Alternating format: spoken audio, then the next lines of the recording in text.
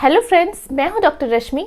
सर्दियां आ गई हैं, बच्चों के बीमार होने का सीजन आ गया है। बच्चों में बहुत ज़्यादा कफ, कोल्ड, फीवर वगैरह देखने को मिलता है। तो ऐसे में मैं आपको बताने वाली हूं आज ऐसे 5 डेंजरस साइन जो अगर आपके बच्चे में देखने मिल रहा है तो आप तुरंत के तुरंत डॉक्टर के पास जाइए। तुरंत के तुरंत बच्चों को हॉस्पिटलाइजेशन की ज़रूरत है, वरना बहुत डिले हो जाएगा और बच्चे की हेल्थ को बहुत ज़्यादा नुकसान होगा। तो चलिए शुरू करते हैं। मैं हूँ डॉक्टर रश्मि, आप देख रहे हैं बेबी केयर लाइव। ऐसे ही इन्फॉर्मेटिव बातें और भी जानने के लिए आप हमें सब्सक्राइब ज़रूर कीजिए। तो चलिए शुरू करते हैं। तो देखिए, यूजुअली फीवर को हम इग्नोर करते हैं और अगर थोड़ा बहुत फीवर आ जाए तो अपने मन से कुछ लोग बच्चों को क्रोसिन दे देते हैं या कुछ लोग ठंडा पानी की पट्टियाँ वगैरह करके घर पर ही रहते हैं, बच्चों को डॉक्टर के पास नहीं ले जाते, या कभी कभी हम फार्मेसिस्ट से दवाई लेकर अपने आप मेडिकेशन देनी चालू कर देते हैं। हम अक्सर अपने साथ भी ऐसा ही करते हैं और हम ठीक भी हो जाते हैं। लेकिन हम में और बच्चों में जो सबसे बड़ा डिफरेंस है ये है कि बच्चों में फेब्राइल कन्वल्शन के बहुत ज़्यादा चांसेस होते हैं, मतलब बुखार की वजह से झटके आने की। तो अगर आपके बच्चे को 100 डिग्री से ज़्यादा टेम्परेचर है तो आप तुरंत डॉक्टर के पास जाइए, और ताकि उसका अच्छे से इलाज हो सके, उसे सही दवा मिल सके। ऐसे में आपको घर में ट्रीटमेंट करने की या घरेलू नुस्खे फॉलो करने की ज़रूरत नहीं होती है। ये एक वार्निंग साइन है छोटे बच्चों में बुखार का 100 डिग्री से ऊपर जाना। ऐसे में आप तुरंत डॉक्टर के पास जाइए।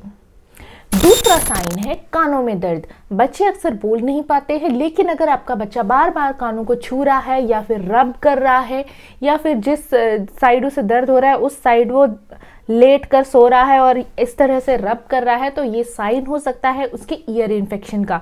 बच्चों में बहुत ज़्यादा ईयर इन्फेक्शन के चांसेस होते हैं। ऐसा इसलिए हो सकता है क्योंकि अगर हम लेटा कर दूध पिलाते हैं तो वो दूध उसके कानों में बहकर चले जाता है, या कफ कोल्ड की वजह से भी हो सकता है। ये नॉर्मली भी बच्चों में इन्फेक्शन बहुत ज़्यादा कान के देखने को मिलते हैं, जिसे हम ओटाइटिस मीडिया कहते हैं।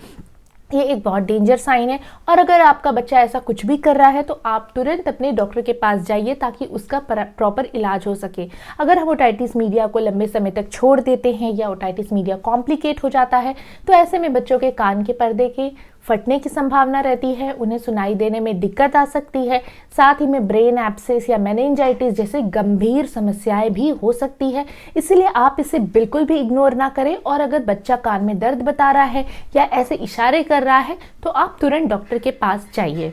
तीसरा साइन है रैशेज। अगर बच्चे में रैशेज आ रहा है उसके पूरी बॉडी में तो ये एक बहुत ही डेंजर साइन है। बच्चों में एलर्जी हो सकती है या फिर डेंगू में भी रैशेज मिल सकते हैं। कई सारी बीमारियां हैं जिसमें रैशेज मिल सकते हैं। इस पे हमने एक ऑलरेडी डेडिकेटेड वीडियो बनाया हुआ है जिससे आप बहुत ईजिली समझ सकते हैं कि बच्चों में रैशेज बहुत डेंजरस होते हैं। अगर बच्चों में फीवर के साथ रैशेज आए हैं तो ये एक बहुत डेंजरस साइन है और आपको तुरंत के तुरंत अपने डॉक्टर से मिलना चाहिए बिना कोई डिले किए हुए।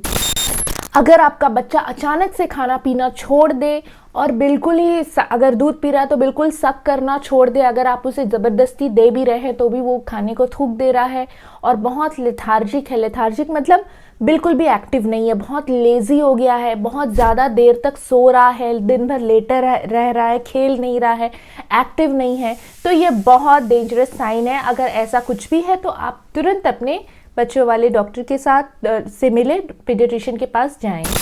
अगर बच्चे में कफ है और वो 7 दिन से ज़्यादा हो गया है, बढ़ते ही जा रहा है, ठीक होने का नाम नहीं ले रहा है, कफ की जो फ्रीक्वेंसी है वो भी बढ़ रही है, तो आपको तुरंत अपने डॉक्टर से मिलना चाहिए, क्योंकि बच्चों में ये बहुत ज़्यादा प्रॉब्लमेटिक हो सकता है।